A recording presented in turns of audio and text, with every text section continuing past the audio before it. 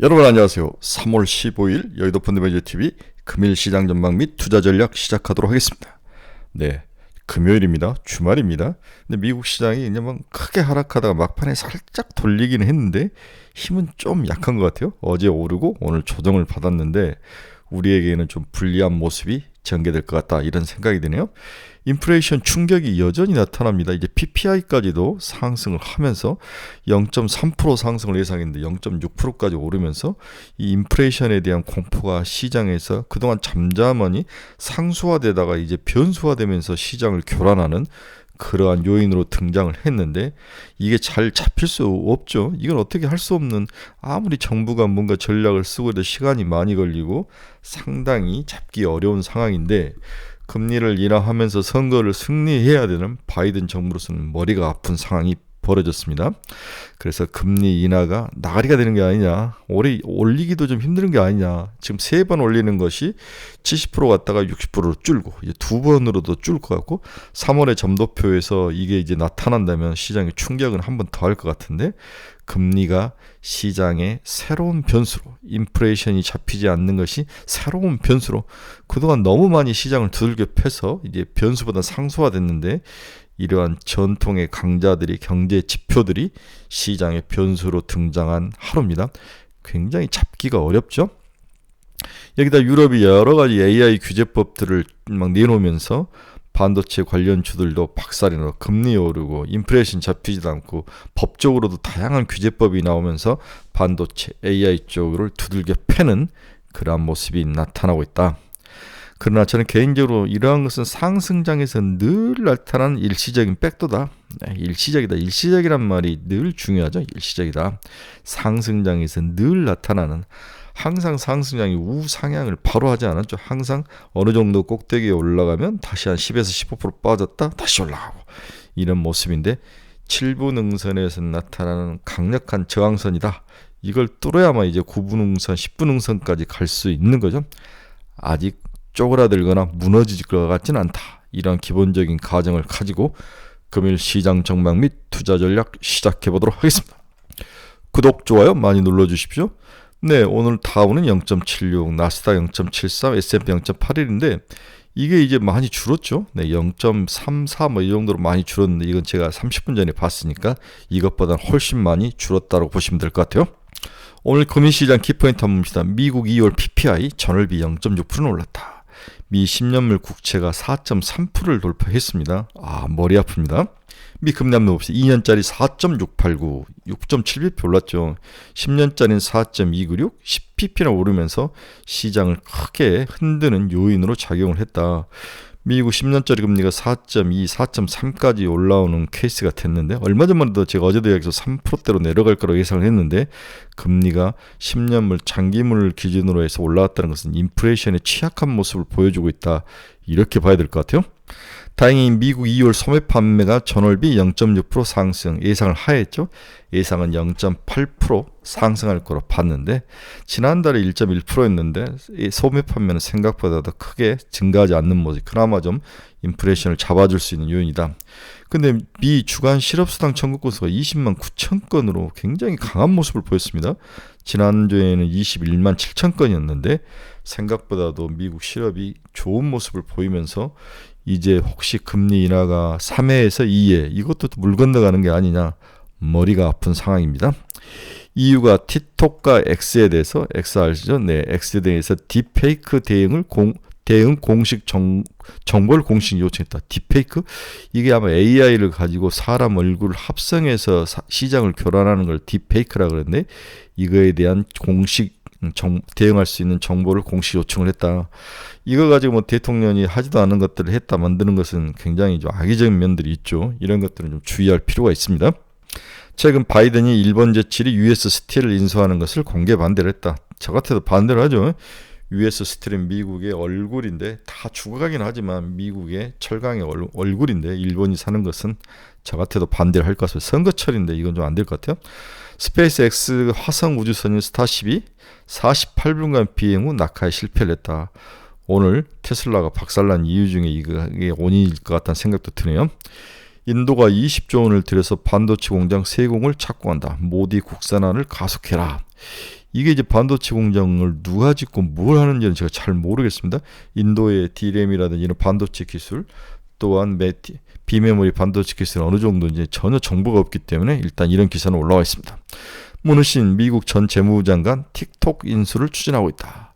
중국이 틱톡 금지법에 대해서 반발을 하죠. 네, 이게 이제 중국을 때리는 거 이제 틱톡으로까지 갔는데, 이 모든 것을 영상을 지배한다는 것은 결국 AI 시장에서 어마어마한 중요한 싸움이 되는데, 이게 정보와 모든 것들을 지배할 수 있는 그러한 그 사상과 사고까지도 지배할 수 있는 중요한 싸움이기 때문에 미국과 중국의 물러설 수 없는 한판 전쟁이 일어나고 있다. 중요한 전쟁이라고 보여지고 있네요. 오늘 달러는 다시 강세로 돌아섰습니다. 103까지 올라오네요. 당연히 금리가 오르고 다음에 인플레이션이 저렇게 오른다면 향후에 금리 인하에 대해서는 좀 없을 가능성, 줄 가능성, 이런 것들로 인해서 달러가 다시 강세로 올라오는 모습을 보였습니다. WTI도 1.68% 상승했죠. 81달러, 80달러 오랜만에 보네요. WTI가 치고 올라오는 모습. 이게 좀 어려운 모습입니다. 이게 인플레이션에 큰 영향을 미치죠. 이렇게 WTI가 계속 치고 올라온 이유는 어제 나온 이유가 미국 원유 재고가 감소하고 다음에 러시아 정유시설 피격 등 이런 불안 심리가 오늘까지 이어졌다. 이렇게 봐야 될 것 같아요. 네, 이런 두 가지 요인이 WTI 상승의 원인이 되고 있다고 봐야 될 것 같습니다. 80달러는 좀 부담스러운 거죠. 70달러 초반대라든지 60달러 후반대에 좀 묶어놔야 되는데, 이렇게 되면 항상 인플레이션의 핵심은 이렇게 원유라든지 금리라든지 달러의 모습으로 인플레이션에 영향을 많이 미치는데, 그 중에 가장 큰 요소인 WTI가 잡히지 않고 있다는 것은 향후 인플레이션 하락에 대한 기대감을 낮추는 그러한 불안 요인으로 되고 있다고 봐야 될 것 같아요. 오늘 주요 기업 주가 봅시다. ARM 마이너스 1.14, 테슬라 마이너스 5, 많이 준 것 같아요. 막판은 3. 얼마인데 엔비디아는 4.5에 3.4 얼마로 좀 주는 것 같습니다. AMD도 마이너스 4.8%, 3점대 후반으로 줄었습니다. 애플은 1.05, 일라인이 마이너스 0.12, 마이크론 3.66, TSMC 1.95. 전형적으로 다 오늘은 반도체 관련주들이 얻어맞는 그런 시장이다. 이렇게 봐야 될 것 같아요. 어제도 얻어맞아서 제가 필라델피아 반도체 지수가 거의 다 종목이 다 빠졌더라 이렇게 했는데, 오늘도 마찬가지인 것 같습니다. 비트코인도 6.12%나 하락하며 68,000달러로 내려앉는 모습. 이 실현 물량이 나오지. 당연히 한번 얘도 나왔다가 다시 올라갈 것 같아요. 비트코인은 제가 봐서 10만 달러는 한번 찍을 것 같습니다. 이제 어제 모 애널리스트가 반도체주는 추가 하락할 것인가, 이걸 이제 우리가 가장 중요시했던 2000년대 초반에 2010년도 중후반에 우리 아마존과 비교를 해서 반도체 향후는 어떻게 될 것인가를 추론을 해서 글을 쓰셨는데, 이걸 한번 같이 소개해 보도록 하겠습니다. 반도체주는 향후에 어떤 모습을 보일 것인가. 반도체에서 다른 업종으로 지금 상승이 확장되죠. 이것은 과연 주가 하락을 의미하는 것인가. 반도체에서 다른 업종으로 이제 주식이 막 확장돼서 나가는데, 이것은 주가 하락을 과연 의미하는 것, 전체적으로 시장이 다운되는 것을 의미하는 것인가. 이러한 논제를 가지고 시작했는데, 반도체 업종이 많이 쏠려 있는 성장 중에서 반도체로 많이 쏠려 있죠. 이 쏠림의 해소는 주가 하락을 의미하는 것인가? 이 쏠림이 지금 해소가 되고 있죠. 반도체에서도 다른 종목은 제약바이오로도 가고, 2차전지 전고체로도 가고, 밸류업으로도 가고, 이건 과연 이렇게 해소가 되는 과정이 주가 전체 시장의 하락을 의미할까? M7에서는 엔비디아, 성장주에서는 반도체 업종이 시장에 가장 큰 관심을 갖고 있죠. 성장주를 반도체 업종과 나머지 업종으로 둘로 나눠 멀티플을 비교해보면 이전에 겪어보지 못했던 수준으로 멀티플 격차가 벌어져 있음을 느낄 수 있다. 나머지 업종들 대비 반도체 업종의 12개월 선행 퍼가 1.3배라는 거죠. 그만큼 높다. 2010년부터 2022년까지 이 수치는 0.5배에서 0.8배 범위에서 머물렀는데, AI의 수혜가 기대가 떠오르면서 2023년에 급등을 하면서 1.3배까지 이 숫자가 올랐다는 것은 반도체 업종이 나머지 업종 대비 고평가되고 있다는 것은 우리가 인정을 해야 되죠. 밸류에이션이 올라오고 있다. 그런데 이 정도의 올라온 밸류에이션이 과연 시장을 무너뜨릴 만큼 고밸류에이션이냐, 어떻게 되느냐, 향후는 어떻게 되느냐, 이런 점들이 또 우리의 관심사인데, 반도체의 쏠림과 과열우려가 충분히 형성되어 있는 지금 환경 속에서 최근 몇 거래일 동안 엔비디아를 비롯한 반도체 업종이 상대적으로 약한 흐름을 보이면서 조정에 대한 걱정이 지금 커지고 있는 상황이다. 오늘 어제만 그런 상황이죠. 하지만 이 쏠림의 해소 과정이 반드시 큰 폭의 반도체 관련 기업들의 주가 하락을 동반하는 것은 아니다. 이렇게 이 애널리스트는 결론을 냈습니다. 그 추론의 이유는 뭐냐? 이렇게 1.3배까지 올라와 있죠. 성장주 하이 그룹의 장기 EPS 성장률 전망치, 이 반도체는 이렇고 나머지 성장주 평균은 이렇게 되는데 결국 굉장히 강한 이익이 지금 고밸류에이션을 줄 수밖에 없는 밸류에이션을 줄 수밖에 없는 그런 구조라는 기본 가정을 깔고 있는 거죠. 그러면서 이 애널리스트는 2010년대 성장주 내 최고의 기업이었던 아마존의 케이스를 가지고 한번 분석을 했다는 거죠. 지금 반도체 쏠림과 비슷한 2010년대 성장주 내 유통업종의 쏠림 사례가 아마존에서 나타났는데 과거 성장주 안에서 특정 업종과 기업이 쏠림이 컸던 사례를 되짚어 보면서 우리가 거기서 함의를 찾을 수 있는 거죠.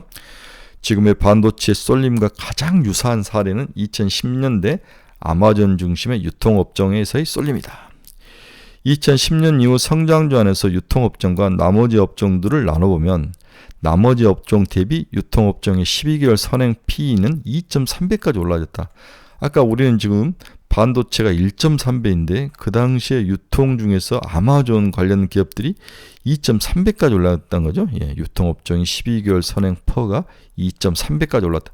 그 당시에 최고 성장주가 유통기업이었으니까 현대 반도체 업종의 상대 멀티플 1.3배를 크게 뛰어넘는 수준이었다. 따라서 반도체 1.3배는 오른 것도 아니다. 유통업종의 쏠림이 유난히 강했던 시기는 2015년과 2018년 두 해였다. 두 시기 모두 아마존의 강한 성장을 기대로 유통업종의 장기 이익 성장 전망이 나머지 성장주에 비해 크게 높아졌다. 아마존 실적에서는 2015년부터 본격적으로 흑자폭이 확대되기 시작했다. 아하, 2015년부터 본격적으로 숫자가 찍히면서 밸류에이션이 높게 주기 시작했다는 거죠. 아마존은 이때부터 클라우드 사업부의 부분 AWS 매출을 별도로 공개했는데 2015년 내내 높은 수준의 서프라이를 기록하면서 시장의 기대를 끌어올린 그런 시기였다. 지금 엔비디아와 비슷한 상황인 거죠. 2018년에도 아마존 영업이익률도 눈에 띄게 좋아졌고 덕분에 유통업종 전반인의 이익 전망이 2015년보다 더 가파르게 상승했다. 15년에 한번 상승하고 18년에 한번 크게 뛰었다는 거죠. 지금 우리는 혹시 2015년에 아마존이지 않나, 2018년에 아마존 새로운 먹거리를 한 번 더 숫자로 한 번 더 찍어주는 그 마지막 더 상승하는 구간이 남아있다. 이익 전망의 우위를 바탕으로 유통업종의 주가는 나머지 성장주에 비해서 더 빠르게 상승을 했다는 거죠. 이 과정에서 유통업종과 나머지 성장주 간의 멀티플 괴리가 벌어졌던 상황이 있었다. 지금보다도 훨씬 더 많이 2.3배까지 벌어졌다는 거죠. 지금은 1.3배밖에 안 된다.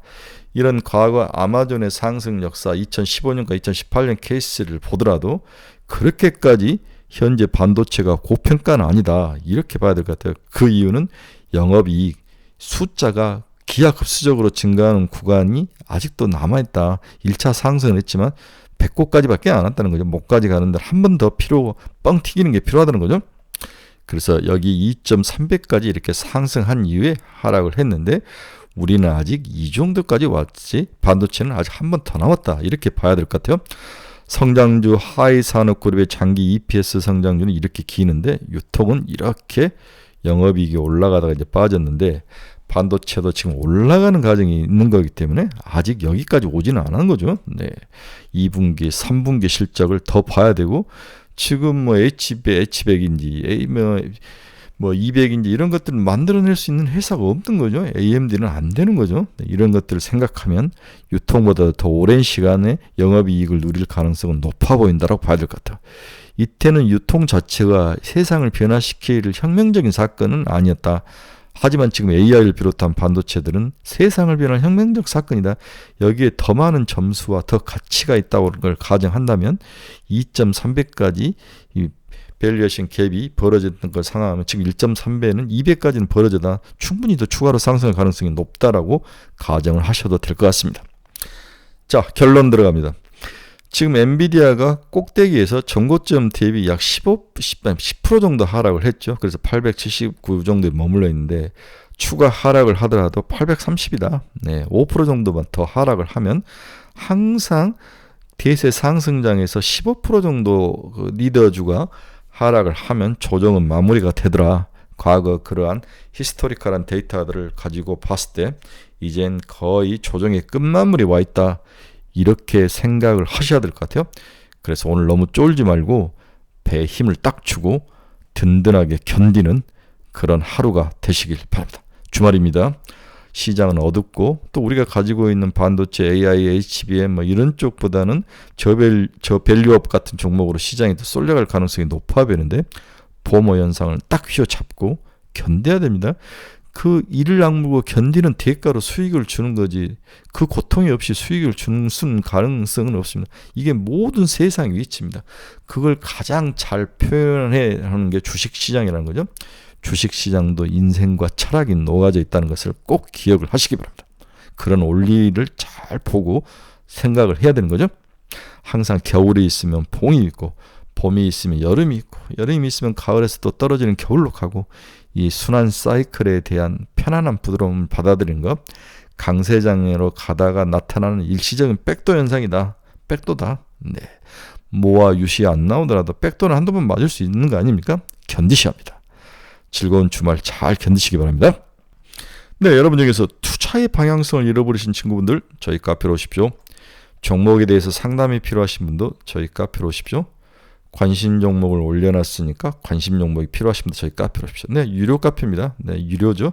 네, 제가 이 유튜브를 통해서 여러분들과 만나는 접점을 가지고 모든 중요하고 기본적인 우리의 생각은 저희 카페에서 다 나누고 카페에서 다 활동이 이루어집니다. 여기에 우리 오프라인 스터디 모임도 있습니다. 우리나라 일타 강사를 모시고 한 달에 한 번씩 정말 깊은 스터디 모임하는 그런 프로세스도 있습니다. 여러분들의 많은 참여 부탁드립니다. 여러분 즐거운 주말 보내시기 바랍니다. 일요일 저녁에 뵙도록 하겠습니다.